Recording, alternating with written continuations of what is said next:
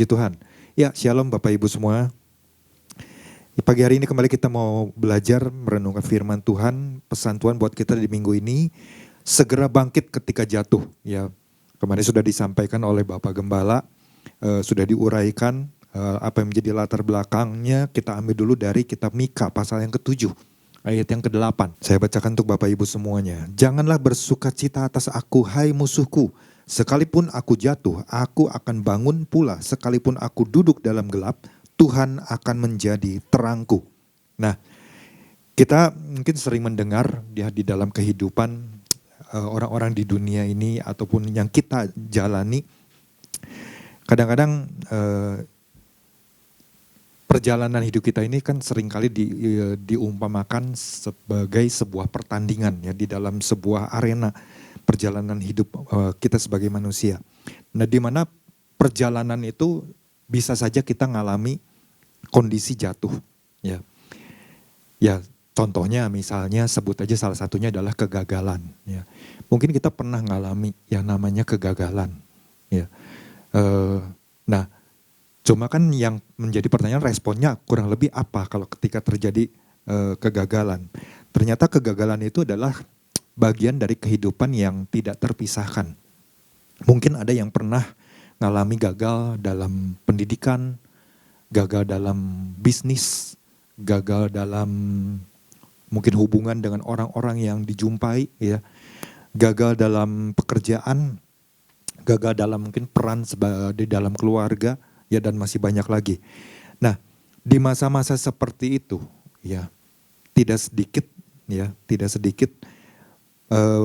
banyak orang yang sangat rentan, ya, dan mungkin mereka berpikir bahwa dirinya telah gagal dan kebanyakan ada yang berpikir juga bahwa wah, aku tuh rasanya udah ada di ujung tanduk kehidupan, rasanya segalanya itu udah berakhir, ya, semuanya udah selesai, udah nggak ada harapan lagi. Kadang-kadang ada orang yang seperti itu, ya. Tapi selain itu ada juga orang yang kadang-kadang menyalahkan Tuhan. Ya, kenapa begini? Kenapa harus saya yang alami dan lain sebagainya? Ya.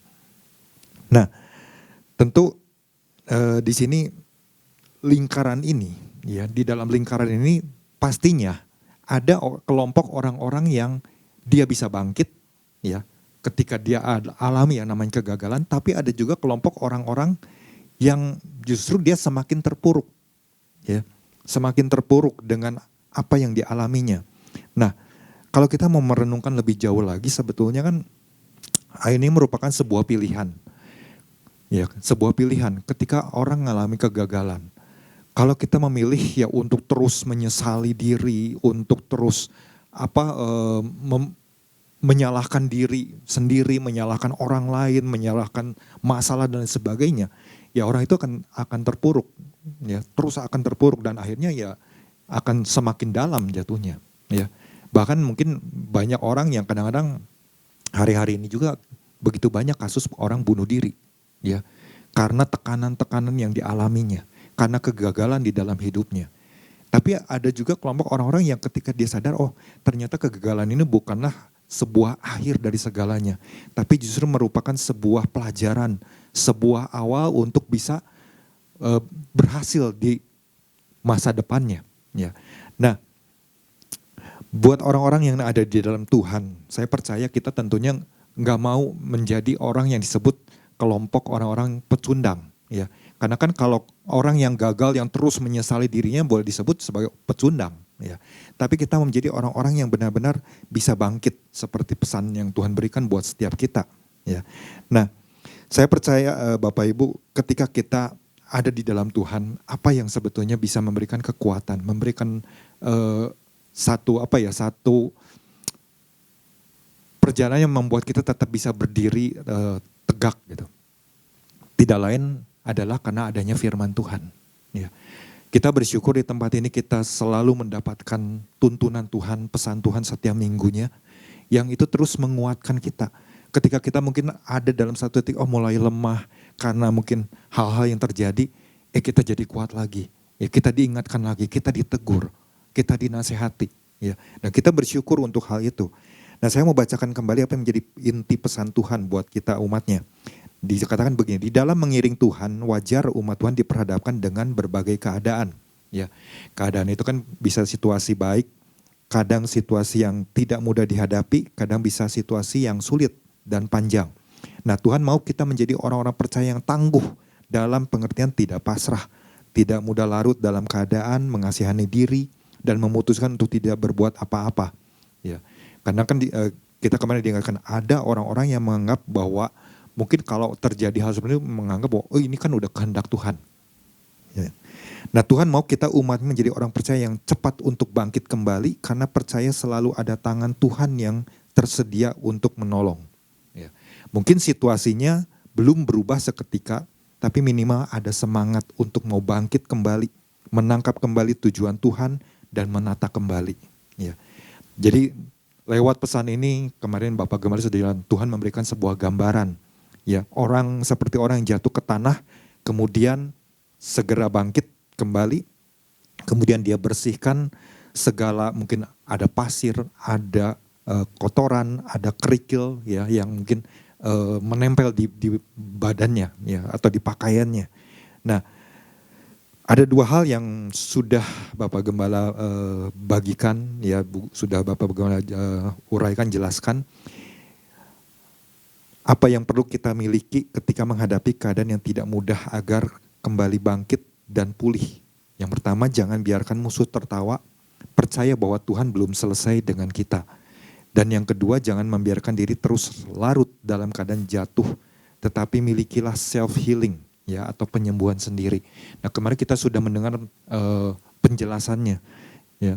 Jadi kalau mungkin kita merenungkan kembali, oh iya ternyata kalau mungkin kita sedang dalam kondisi mungkin mengalami kegagalan atau sedang dalam kondisi keadaan lagi jatuh, kita harus ingat bahwa Tuhan belum selesai dengan diri kita. Kemudian kita juga diingatkan untuk jangan terus larut di dalam keadaan jatuh, tapi mulai ya miliki yang namanya self healing.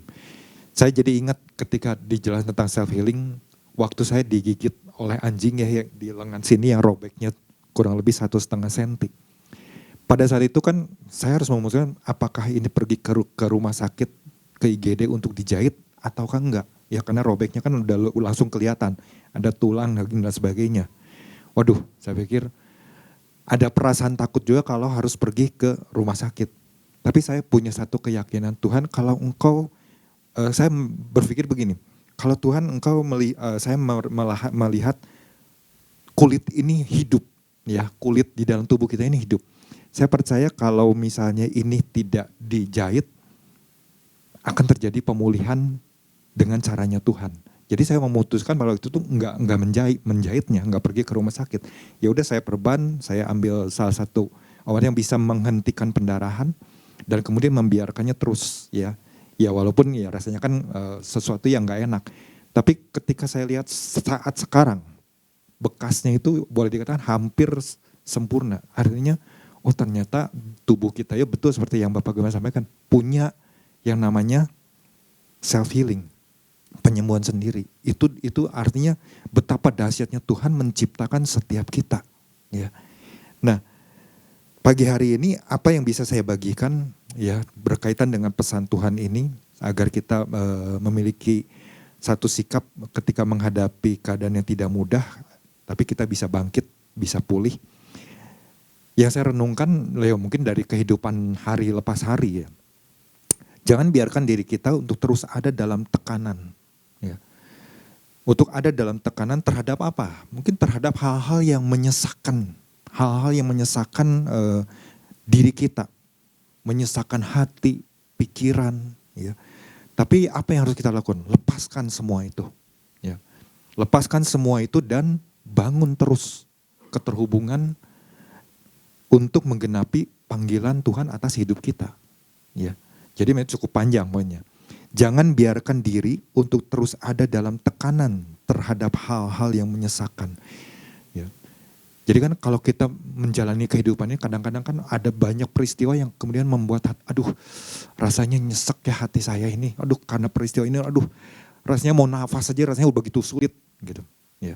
Nah Kalau hal itu terjadi, Bapak Ibu, jangan terus itu menjadi sebuah tekanan yang terus dipikir, ya, terus membebani pikiran kita, membebani mungkin hati kita. Tapi belajarlah untuk lepaskan, ya, let it go, ya, lepaskan itu. Kemudian jangan lupa setelah kita lepaskan, bangun terus keterhubungan dengan Tuhan. Karena apa?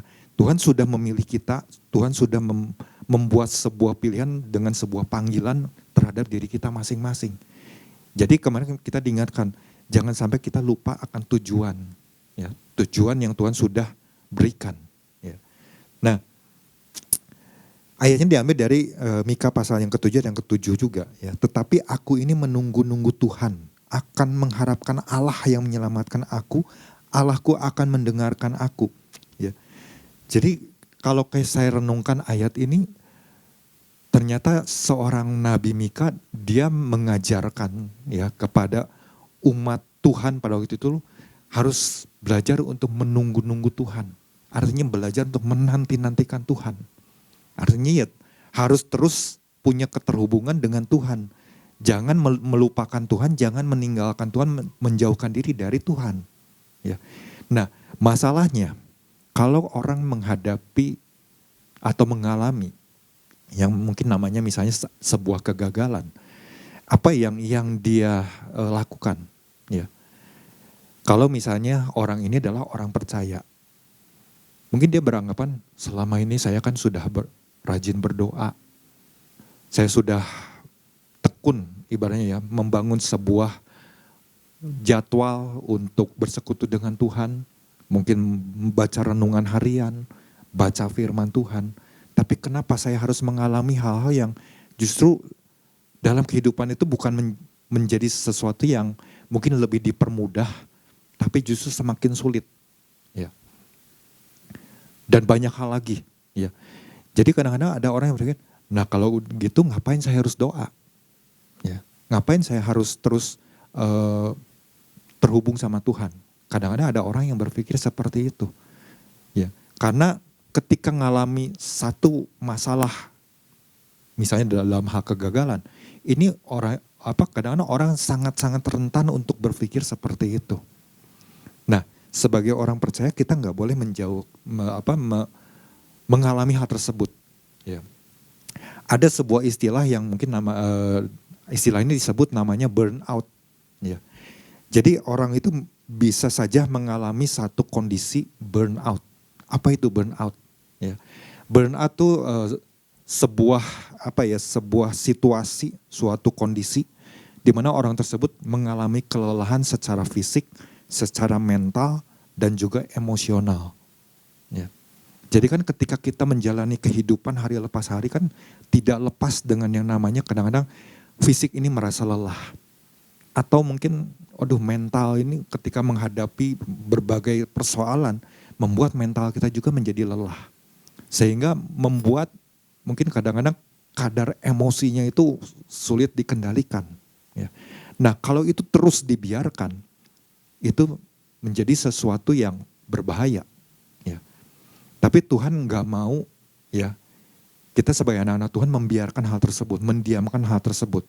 Karena kan responnya adalah apakah kita mau membiarkan terus berdiam di dalam hati kita, di dalam pikiran kita, ataukah kita mau segera lepaskan itu. Ya. Segera selesaikan, cari jalan keluar, misalnya bisa datang kepada Bapak Gembala, ya, apa Ibu Gembala, ya. Kemudian konsultasi. Selain kita juga tetap punya keterhubungan dengan Tuhan. Ya. Nah di dalam perjanjian lama ada satu kisah. Ya. Kita tahu tentang Nabi Elia. Nabi Elia ini begitu banyak pengalaman-pengalaman bersama dengan Tuhan. Ya. Mungkin kita berpikir, wah Nabi Elia ini luar biasa ya. Kayaknya iman dari Nabi Elia ini mungkin gak akan pernah bisa goyah. Ya. Gak akan tergoyahkan. Nah, apakah seperti itu? Ya, kalau kita lihat, Elia pernah menurunkan hujan di saat kekeringan sedang melanda, ya, berkepanjangan bahkan. Kemudian ia juga pernah mengalami satu peristiwa bagaimana ketika dia sedang mengasingkan diri, ya, diberi makan oleh burung, ya. Jadi ini satu pengalaman yang luar biasa. Kemudian Elia juga dia melihat satu peristiwa bagaimana tepung dan minyak dalam sebuah kendi itu nggak pernah habis. Ya, dia melihat sendiri. Artinya pengalaman bersama Tuhan itu luar biasa. Ya, bahkan dia menyaksikan kebangkitan seorang anak janda. Ya, ketika ibunya ini datang kepada dia kemudian membawa anaknya ini yang dalam kondisi kayaknya udah nggak bernafas. Ya, tapi kemudian ketika dia berdoa meminta kepada Tuhan, anak ini dibangkitkan. Wah, itu kan pengalaman yang luar biasa. Kemudian juga bagaimana ketika dia mengalami satu peristiwa yang luar biasa, mengalahkan nabi-nabi Baal, ya, begitu banyaknya, ya, dibabat habis seperti itu. Nah, sampai kemudian satu waktu dalam satu titik, ya, Raja Ahab memberitahukan kepada istrinya tentang apa yang diperbuat oleh Nabi Elia. Kemudian bagaimana nabi-nabi Baal ini dibantai habis, ya, oleh pedangnya Nabi Elia. Dan ketika istrinya yang bernama Isabel mendengar ini, wah, langsung marah, langsung membuat sebuah statement, ancaman, ya, bahwa Elia akan dikejar dan dibunuh sama seperti mungkin apa yang dilakukan kepada Nabi Elia. Wah, itu kan waktu itu Elia mungkin cuma dengar, belum tentu terjadi, tapi kemudian hatinya langsung ciut. Wah, ini menjadi sebuah pertanyaan kadang-kadang, ya. Kok bisa seperti itu? Baru mungkin dengar, wah, ini Isabel istrinya mengeluarkan sebuah ancaman, ya, sebuah mungkin peringatan bahwa Elia akan dicari kemanapun, dikejar, kemudian akan dibunuh. Ya, wah, itu membuat dia langsung takut. Ya, sampai akhirnya dia mengasingkan diri, pergi, ya, melarikan diri. Dan dalam kondisi yang seperti itu, rasanya hati dia itu begitu hancur. Dia merasa, aku ini hidup ini rasanya udah gagal. Sebagai hamba Tuhan, sebagai nabinya Allah, ngapain? Kurang lebih mungkin anggapannya pada waktu itu seperti itu. Ya, dalam situasi tertentu bisa seperti itu. Ya. Sampai kadang dia berpikir, Tuhan lebih baik ambillah nyawaku, lebih baik aku mati. Itu sebuah keputusan yang begitu kalau kita mungkin baca, kok bisa seperti itu ya? Nah, itu adalah sebuah situasi kalau kita mengizinkan yang namanya burnout tadi terus berdiam. Tapi kalau kita mengambil sebuah keputusan, saya tidak akan membiarkan yang namanya kelelahan fisik atau mental atau emosional itu terus berdiam. Mungkin hal itu bisa terjadi, tapi kita harus sadar bahwa itu cuma sementara waktu. Yang harus kita lakukan adalah yang kemarin Bapak Gembala sampaikan, punya self healing. Ada waktu di mana kita bisa menyendiri, ya, mengambil waktu untuk bersekutu dengan Tuhan. Nah, disitulah sebetulnya kekuatan di mana kita bisa mengatasi hal tersebut. Ketika terjadi keletihan secara fisik, secara mental, secara emosional, tidak ada tempat yang lebih indah selain ada di dalam hadiratnya Tuhan. Wah, itu luar biasa. Ya. Nah, sayangnya Elia pada waktu itu dia cuma menyesali, ya, kemudian berpikir, udahlah pokoknya bunuh diri itu udah paling, atau pokoknya matilah, udah jalan terbaik. Aku cuma sendirian, yang lain udah nggak ada, udah pergi. Ya, dia hanya berpikir seperti itu. Tapi kan kalau Bapak Ibu baca, ya, di dalam kisah di Alkitab ini di dalam 1 Raja-Raja pasal ke-19, ya. Pada akhirnya kan bagaimana Tuhan mengatakan bahwa, hey Elia, engkau masih punya pekerjaan, engkau masih belum selesai. Ya, kurang lebihlah seperti itu. Engkau harus bangkit. Ya. Engkau jangan terus tenggelam dalam hal-hal yang mungkin menyesakkan dirimu. Ya. Kamu harus lupakan itu. Kurang lebih mungkin kalau didramatisir, misalnya Tuhan bisa saja berbicara seperti itu. Ya. Tapi engkau harus terus terhubung dengan aku. Ya. Nah, disitulah bagaimana kita belajar, oh ternyata ketika Tuhan mengingatkan bahwa Elia, engkau enggak sendirian. ada nabi-nabi lain ya yang yang sedang dipersiapkan oleh Tuhan. Kurang lebih seperti itulah ya. Yang luar biasanya. Jadi di sini kita bisa melihat oh iya ya ternyata dari hal ini kita bisa sadar oh ada waktu-waktu yang harus kita luangkan lebih lagi. Ya. Kalau mungkin kita saat ini mungkin merenungkan kembali apa ya mungkin selama ini ketika aku gagal, oh karena begini, karena hal-hal tertentu, ambil waktu, ya. Kemudian datang ke hadirat Tuhan, ya, dan berkomunikasilah dengan Tuhan, ya. Itu yang pertama. Jadi bersyukurlah kalau kita bagaimana diingatkan lewat Nabi Mika ini, ya. Penekanannya kan dikatakan, tetapi aku ini akan menunggu-nunggu Tuhan. Ya. Ini sebuah pernyataan dari Nabi Mika buat umat Tuhan. Ya. Jadi engkau tuh jangan mudah untuk menyerah waktu menanti-nantikan Tuhan. Engkau harus tunggu. Ya. Kurang lebih lagi diajarkan seperti itulah. Nah itu juga yang menjadi sebuah hal yang bisa kita pelajari di masa sekarang ini. Ya. Itu yang pertama. Yang kedua, jangan biarkan perasaan jatuh karena kegagalan membuat kita berhenti berjuang. Kadang-kadang ketika seseorang ngalami yang namanya kegagalan, ya, dia kan merasa dirinya udah jatuh. Kemudian setelah itu dia memutuskan, kalau gitu ngapain aku harus terus berjuang. Udah sampai di sini aja. Ya. Nah itu gak boleh terjadi. Tapi dikatakan teruslah berjalan tahap demi tahap bersama Tuhan. Jadi setahap demi setahap bersama dengan Tuhan. Ayatnya diambil dari Mika pasal yang ke-7 ayat yang ke-8. Janganlah bersuka cita atas aku, hai musuhku. Sekalipun aku jatuh, aku akan bangun pula. Sekalipun aku duduk dalam gelap, Tuhan akan menjadi terangku. Ini sebuah kalimat yang luar biasa sekali. Ya. Sebuah pernyataan untuk mengingatkan setiap kita. Jadi ketika saya terus baca ayat ini, berulang-ulang. Ya. Apa nih Tuhan maksudnya ya? Saya jadi ingat satu peristiwa di dalam perjanjian baru. Ketika pada waktu itu Rasul Paulus dan juga Barnabas sama-sama ada dalam sebuah pelayanan untuk memberitakan firman Tuhan. Mengajar jemaat Tuhan, menguatkan mereka. Ya. Nah sampai satu saat ketika itu waktu dalam sebuah pelayanan, salah satu asisten, mungkin asisten dari Barnabas dan Rasul Paulus, namanya Yohanes Markus. Tiba-tiba di dalam pelayanan itu meninggalkan pelayanan pergi. Ya, mungkin nggak memberikan kabar, misalnya minta izin ke pamannya, ya Barnabas ini adalah pamannya, kemenakan.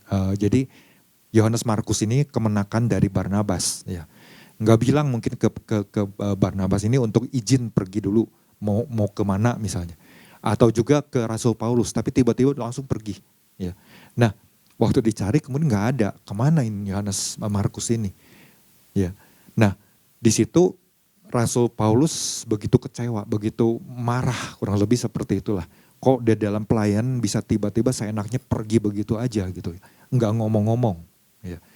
Nah sampai akhirnya kan mereka akan melanjutkan perjalanan dan mungkin di saat itu Barnabas berkomunikasi dengan Rasul Paulus, ya dengan Paulus. Kita tunggu, mungkin tunggu ya, Markus ini kembali. Ya tapi buat seorang Paulus dia bersikap tegas, enggak. Orang yang udah meninggalkan pelayanan enggak layak untuk ikut di dalam pelayanan berikutnya. Ya kurang lebih seperti itu mungkin. Nah terjadilah mungkin perselisihan sampai akhirnya Paulus dan Barnabas berpisah. Ya. Nah Barnabas kemudian pergi dan akhirnya mungkin ketemu sama Yohanes Markus ini. Ya.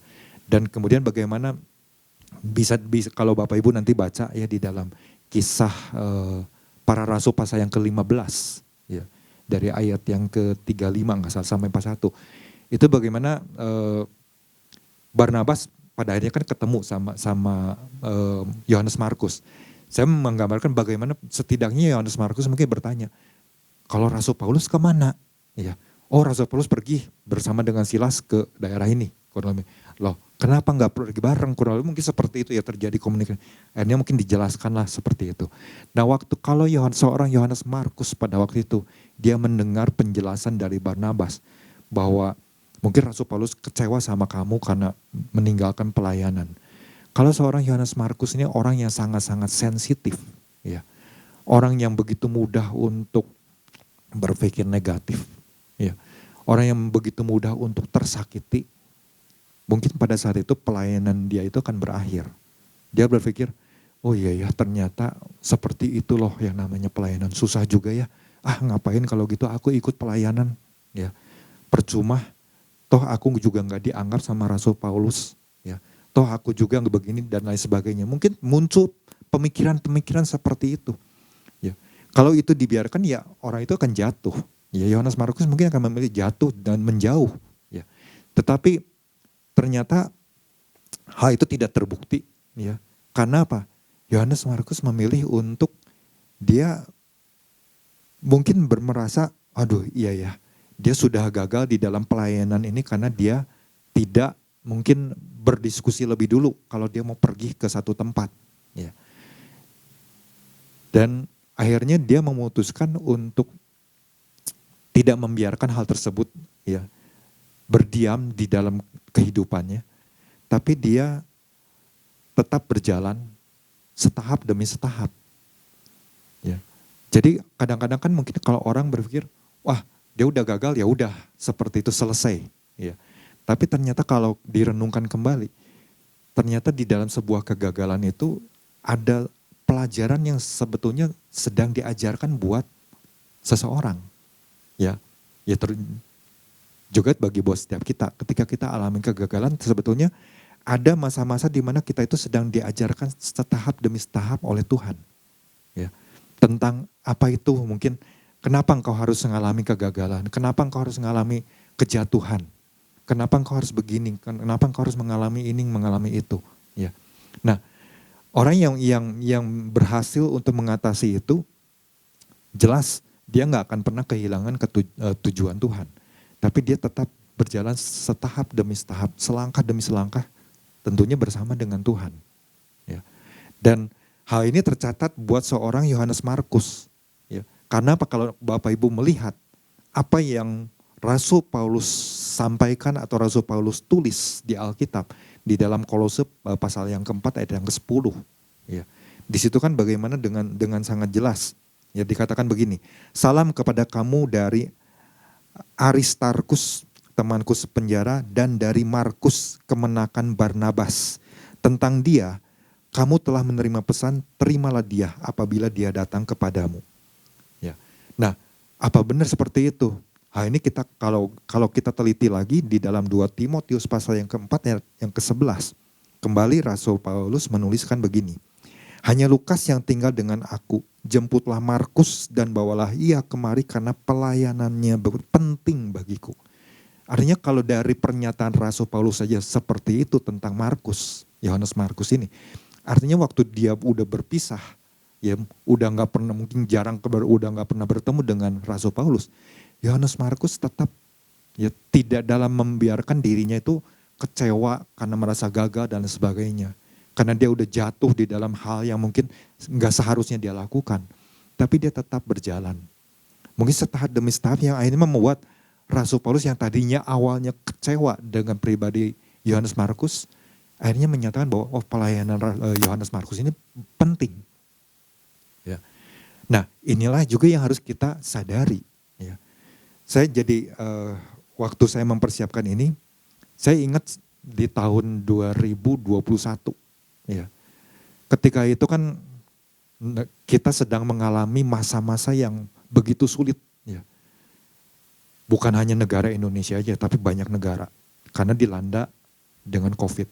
Di mana pada waktu itu virusnya namanya Delta, ya, sedang ganas-ganasnya. Kita begitu banyak mendengar orang-orang yang meninggal karena virus tersebut. Nah, di tahun 2020 harusnya diadakan Olimpiade ya, di Jepang. Tapi karena masalah yang terjadi COVID sehingga diundur ke 2021 sambil melihat kondisi situasi yang ada ya. Sampai salah satu pertandingan yang sering saya ikuti yaitu bulu tangkis ya. Di situ kan salah satu yang menarik ya ketika saya buka YouTube, kemudian bagaimana orang ini diwawancara, mungkin Bapak Ibu kenal dengan yang namanya Gracia Poli, ya, dikenal dengan nama Gracia Poli. Tapi kalau mungkin harusnya kita menyebut Gracia Poli itu bukan Gracia Poli, tapi Gracia Polii gitu, ya orang Manado. Nah, jadi saya mendengar kesaksian dia, di mana dia pernah mengalami satu titik terendah tahun 2012.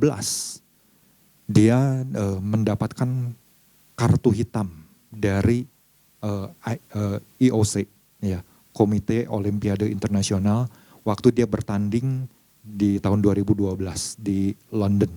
Ya. Nah, karena apa? Karena kasus dianggap tidak sportivitas. Ya. Waktu bertanding ada 4 ganda dari 3 negara, Indonesia 1, Korea 2 pasangan dan China 1. Di mana mereka tuh waktu bertanding seperti enggak dengan sepenuh hati gitu. Jadi seperti main sabun lah, kurang lebih seperti itu. Tujuannya adalah supaya waktu nanti aku masuk ke babak berikutnya, lawannya aku hadapi ini bisa kurang lebih diatur, oh aku siap untuk menghadapi lawan ini. Kurang lebih seperti itulah. Ya. Jadi pada waktu itu langsung didiskualifikasi. Dan kartu peserta, jadi tanda pesertanya ini langsung diambil dan dirobek. Kemudian dilarang untuk masuk ke wilayah arena di mana Olimpiade itu berlangsung. Wah, pada saat itu pun kondisi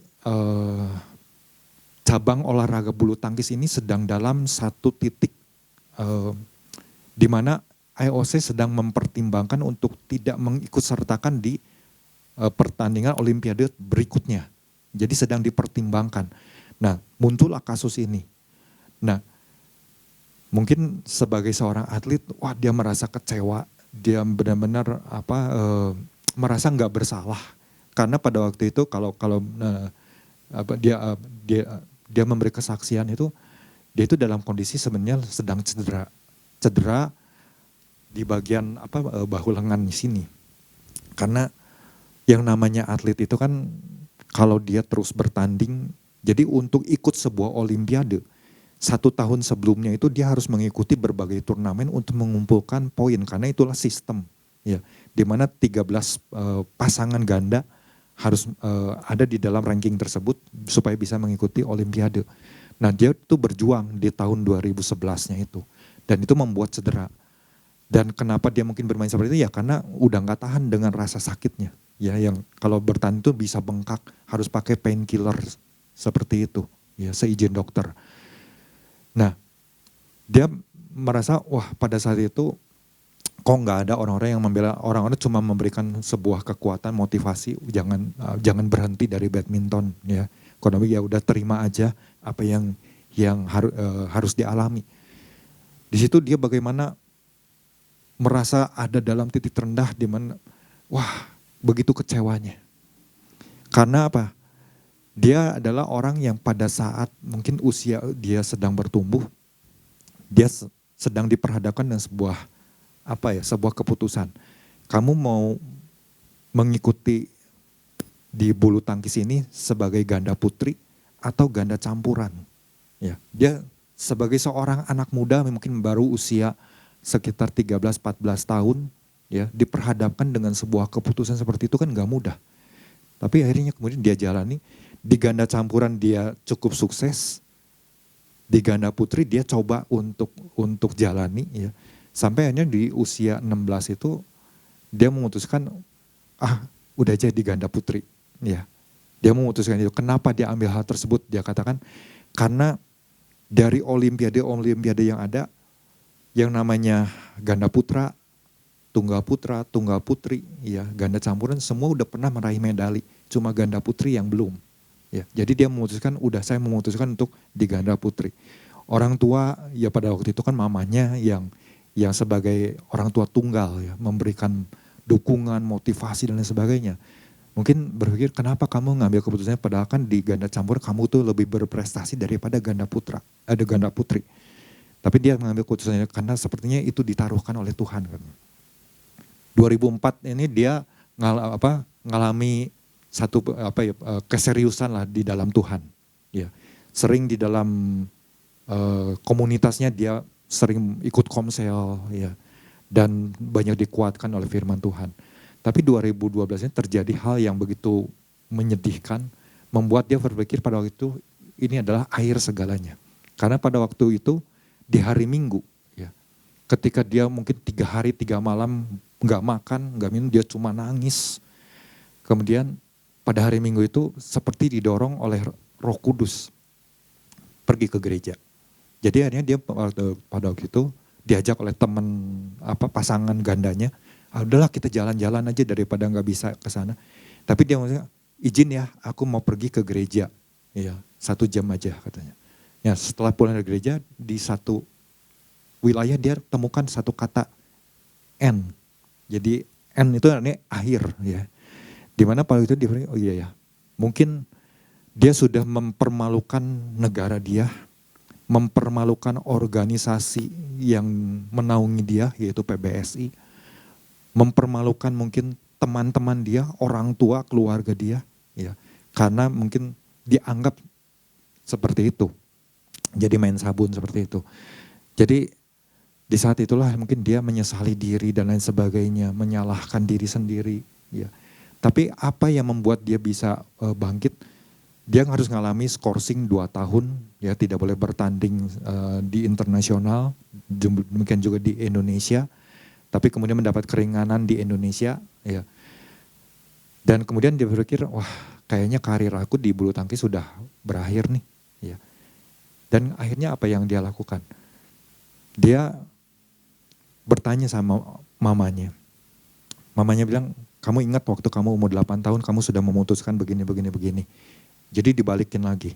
Sampai akhirnya, oh iya ya, dia sudah ditaruhkan Tuhan untuk bisa berprestasi di sini.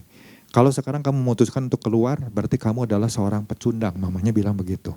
Karena kasus yang terjadi, nama buruk. Nah, kamu harus berusaha untuk melakukan sesuatu yang kecil aja. Apa itu? Bersihkan nama kamu. Ya. Jadi mama cuma kasih motivasi, bersihkan nama kamu. Sekecil apapun mungkin kamu bisa menjadi mentor buat senior-senior. Kamu bisa memberikan motivasi dan lain sebagainya. Ya. Mungkin yang sudah berlalu ya udah lepasin aja.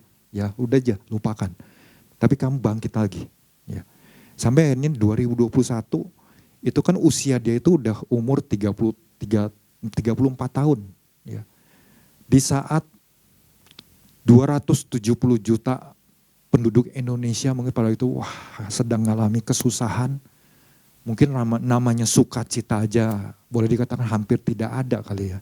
Buat orang-orang apalagi yang belum mengenal Tuhan. Kemudian bagaimana pada akhirnya menjadi ganda putri pertama yang berhasil meraih medali emas. Ya, membuat sejarah. Dari yang tadinya ada di dalam posisi terpuruk sampai sekian tahun perjalanan di usia 33-34 tahun baru berhasil. Usia yang boleh dikatakan udah bukan usia emas, tapi bisa berhasil. Di situ dia melihat, ya waktu dia menyadari ternyata Tuhan itu benar-benar luar biasa ya. Jadi dengan sebuah kesalahan, satu kesalahan Tuhan gantikan dengan 270 juta sorak-sorai. Ketika saya dengar kesaksian tersebut, wow, luar biasa ya. Kadang-kadang orang kalau memilih untuk mau bangkit, ya, Tuhan bisa melakukan hal-hal yang jauh lebih besar. Bisa gantikan cuma dengan yang namanya sukacita. Ya kan? Ketika mungkin kita lagi nonton, ya saya pada itu nonton, benar-benar nonton pertandingan itu. Bisa berhasil mengalahkan ganda terkuat dari China karena pada waktu itu kan tahun-tahun tersebut China menguasai ganda bagian putri. Korea, Jepang, jago-jago semuanya, ya, bagian putrinya. Indonesia boleh dikatakan nggak dianggap lah, udah peluangnya nol, ya, sangat-sangat kecil lah kurang lebih seperti itu. Tapi bisa berhasil, ya. Dan apa yang membuat seorang Gracia Poli dia berkatakan itu adalah karena di balik semua itu ternyata dia sadar selama ini mungkin dia mengandalkan kekuatan sendiri waktu ingin mencapai hal tersebut, ya, ingin berhasil di Olimpiade menjadi satu-satunya ganda putri. Dia nggak membutuhkan yang namanya medali emas. Perunggu aja udah bersyukur dia bilang, ya. Karena satu-satunya ganda putri yang akan mengukir sejarah. Kurang lebih hanya seperti itu. Tapi bagaimana Tuhan bisa berikan yang namanya satu posisi yang lebih tinggi lagi. Dan itulah yang seharusnya kita sebagai orang-orang percaya ini ketika kita sadar ada dalam mungkin situasi kondisi sedang ada di bawah, ya, jangan lupa untuk terus berjalan, ya, setahap demi setahap, selangkah demi selangkah bersama dengan Tuhan. Dan hasilnya pasti sesuatu yang gak pernah kita bayangkan, sama seperti mungkin seorang Gracia Poli, ya.